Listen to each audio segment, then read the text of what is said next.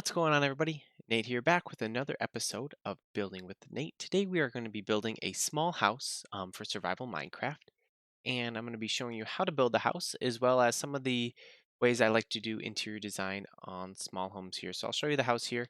I have it out here on this lake, and I have it designed here for a survival type base. It has lots of storage areas up in here with the chests and the barrels, has furnaces around the top, as well as some more storage over here with crafting bench and brewing stands for your needs there, as well as just some other things for design and looks. Over here, I have the blocks needed for building most of the house. Anything else that's not included here are optional things that I use for design that you don't necessarily need to add to the house, but will be able to add if you have the resources to do so. But using just these blocks, you will be able to get the main structure and design of the house put together. The house itself takes up a 10 by 12 area, as outlined by the cobblestone here, and this is the exterior structure for the house with double door here and a single door there. Now for this house, what I have, and I do in most houses, is I have each of the pillars of oak be 4 tall all the way around the outside. I usually build with oak or spruce logs as the exterior of my house. I like how it looks, and it fits the theme of medieval, which I really like building in Minecraft. The next part of the house is building up the areas where the windows are. So if you would like 2 tall windows like I have in my house, I have them built up like this. That way you can see a lot through them. You could also make it only a 1 tall window there if you would like, depending on where your house is located. But I like the 2 tall windows because they do add a lot of open space to the house. We also have the 2 tall window on this side and 2 smaller 2 windows there. This pillar is added here so that way the glass panes do attach on the house, and it brings some dynamic to the roof on the outside just so it's not the same as the other sides of the house. The back side of the house here is flat with no windows, as well as the part with the spruce logs here. Then is the basic shape of the house. On all of the planks, or excuse me, on all of the logs on the outside, I have added the oak logs sticking out around. This helps add a dynamic to the house that you aren't able to get with just the flat straight pillars there. It definitely helps make the house more three-dimensional and creates more layers to how your house looks on the outside. I also connect any gaps between logs with horizontal logs across the top to complete the windows and sections here. You can choose to do spruce in some of these areas too for the windows, or you can choose to use oak logs. It is your choice. Either one looks and works great for the house, but having different areas be spruce and different areas be the logs helps kind of break up the look of the house and make it not look too much of the same. From there, we have the start of the roof for the house. So here we have the logs pushed back here, actually, they go there, with the stairs that are stone brick here to start that. There's also a stone brick stair here that can be a full stair, you can do a half stair, or you can do a slab there. Any work just fine. From there, on top of your oak logs on the outside, you take the roof and you start it going around, adding the corner blocks on each of the corners. You can choose to have corners, you can choose to go without corners.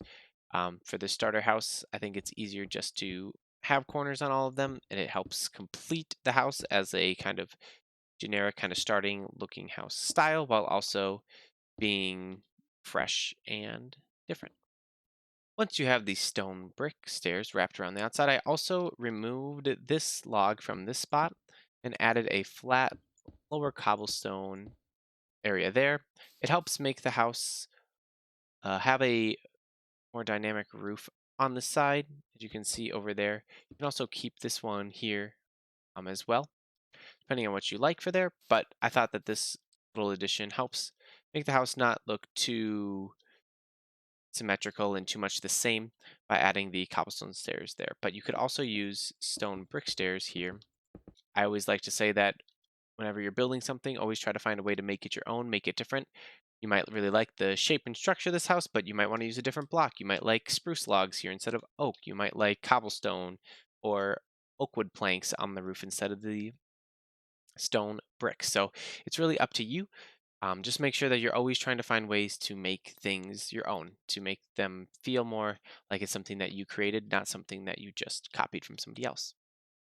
After we have the stone bricks added here, then we go around the top of the roof for 2 layers of the spruce slabs. These spruce slabs go around once just 1 layer inside of the stairs, up one, around a single time like this, as well as a second time up 1 more layer. You can choose to do the roof all stone brick or all one solid color. I like to just kind of break it up and make it 2 different layers of color in the roof when I make it. After the spruce on this house, I have stone brick stairs circling around the gaps above the spruce. And finally, 1 layer of spruce slabs on the top layer of the house. So your roof will look something similar to this. Next, the floor of the house is made just out of the oak wood planks, which will look something like this. A tip for survival mode. If you are low on resources, which you may be because of using so many oak logs for the pillars of the house, using oak wood slabs on the floor instead of full slabs will allow you to get twice as many blocks out of your planks because 3 planks turn into 6 slabs, so you'll be able to fill the area more efficiently. The next part of the house is the vertical pillar inside of the house. This kind of creates a support beam inside of the house as well as breaks up the inside of the house so it doesn't look too open in the area. So it kind of breaks it off into 2 sections of the house. This pillar goes 4 tall with the oak all around the outside. For the interior of the roof, make sure that if you are not going to fill it, which in survival mode I would suggest not doing because you are limited on resources, especially early on, I would place full blocks or find full blocks rather on the inside of the roof and place torches on them so that mobs do not spawn inside of your ceiling. As well, I would use half slabs for the ceiling instead of full blocks so that you're able to save resources that way as well. So for this house, the inside ceiling is made out of stone brick all the way around, right above the top of this pillar, around all of the house like so. One thing I like to do with my houses is whenever there is places that kind of look the same or, kind of look too open, I like to break them up by adding different things to the house. So for this house over here, where this stone bricks meet the other stone bricks, I added a log across on the inside and placed the barrels here to kind of create more of a dynamic on this side of the house instead of having one flat wall on that side. So to replicate that, we will add a log going across the top like so. And the barrels, or whatever you would like to put here, you can put furnaces there as well, but I put barrels there and there to have a good amount of storage space inside of the house. The next part of the house is going to be adding the glass as well as the flower pots to the outside of the house. The flower pots are optional. I like to add flowers on the outside of some of my windows, mostly smaller 2 wide ones like here, which they fit nicely. And by doing this, especially if you don't have anything pretty to look at out the side, like this house, there's not much pretty to look out here besides the field. So adding these flowers here just help create a more fun window experience. So on the side, we have the grass blocks there with the glass there, and the spruce trap doors around the outside, blocking in the areas that look like dirt, just to help it look nicer and to break up the color there. I also like adding shutters to my windows, as you can see up there. Those shutters are made out of dark oak. However, you can use the spruce or the oak trapdoors as well to make your shutters if you would like to add shutters to this house. On the far sides over here, I did not add the flower baskets because there is a very nice view of the water out these windows, so I wanted to leave as much of the open space as I could over there. I also like to use the spruce doors because they are closed doors that you can't see through, and they kind of break up the color, the oak there. I also added a spruce fence there for the house to kind of hold up this little small roof area for there, as well as for the house here. I added an upside down stair here with a oak log on top and the spruce door on the inside block here on the edge there so that it has some shape here on the inside. A few other small design things I use for the outside is I use spruce buttons on the ends of the oak logs here that stick out like so.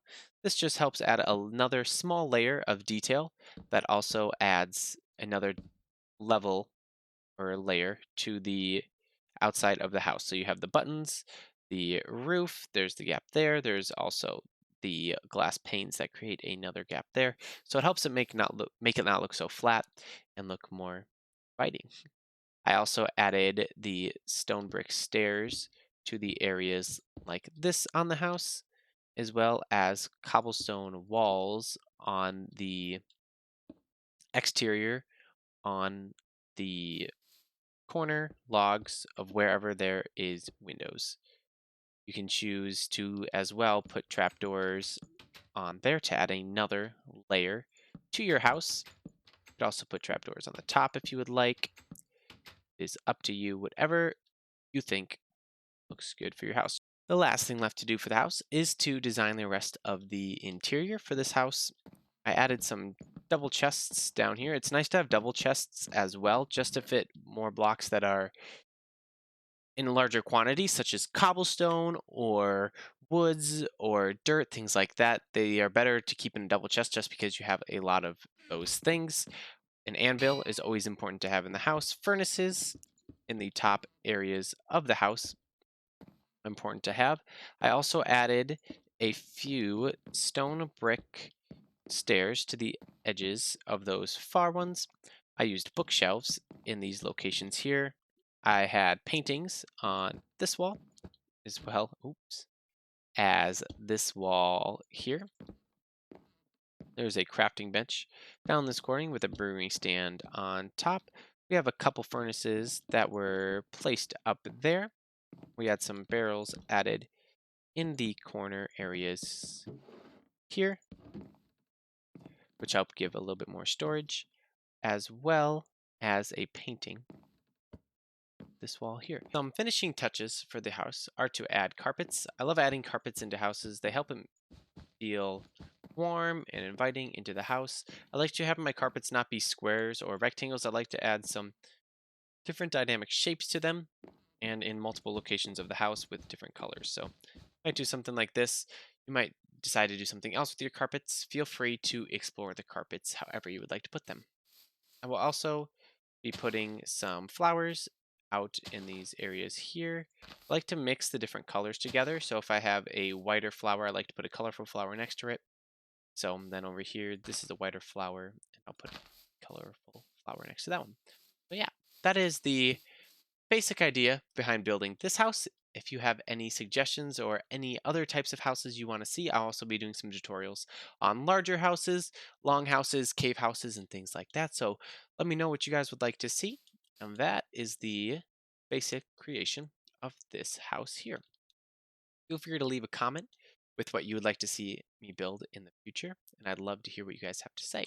Thanks everybody so much for watching, and I will see you guys next time.